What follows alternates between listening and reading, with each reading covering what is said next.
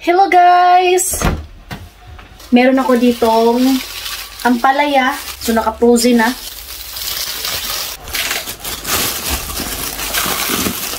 Ayan. Nag-crave ako ng ampalaya. So, kaya gusto ko magluto. Ito pala is tanim ko nung summer. Sa hindi pa nakakaalam kasi nga marami po tayong new sa ating Facebook page or sa YouTube channel. Every summer po dito sa Romania, nagtatanim po ako ng mga gulay, mga sitaw, ampalaya, kangkong. Maganda talaga pag may mga tanim-tanim tayo kasi anytime may madukot tayo. Especially dito sa Romania na hindi nila kilala yung ampalaya. Mga kangkong, mga pichay, mga ganun. Kupusan natin ng asin. Kinukupusan ko siya ng asin guys, nawawala yung pait niya.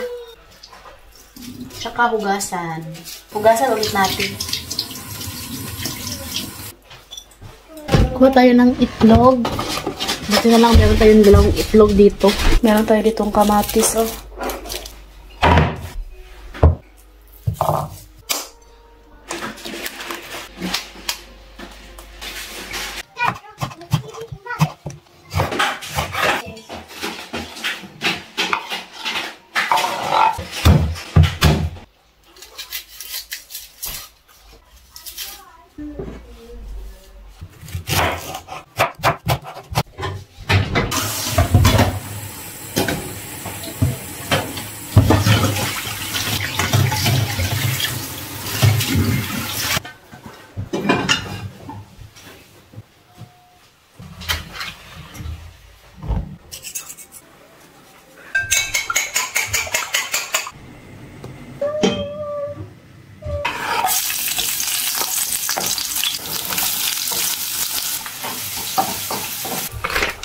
Ate,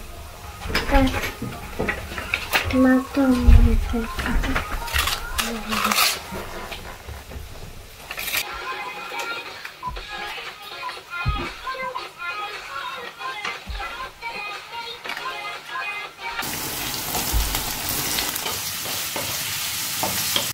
Ang ganda ng weather today.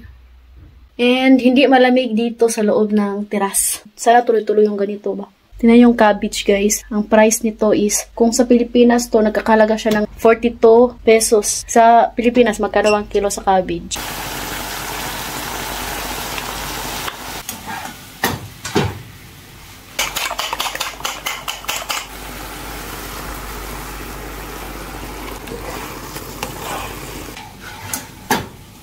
Hello.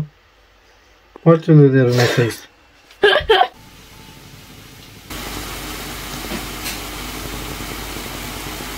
Tikman natin.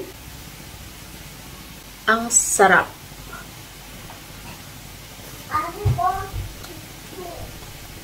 The best talaga kahit ano na siya, frozen. Tapos nawala yung pait niya guys. Iwan ko ba pag nagluluto ako ng maraming ampalaya guys, sobrang pait. Pero pag mga ganito lang yung niluto ko, kunti lang, wala yung pait.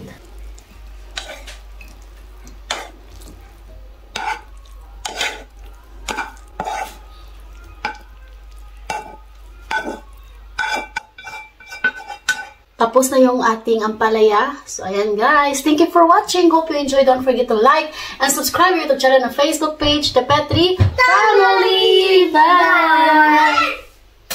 Bye! Bye!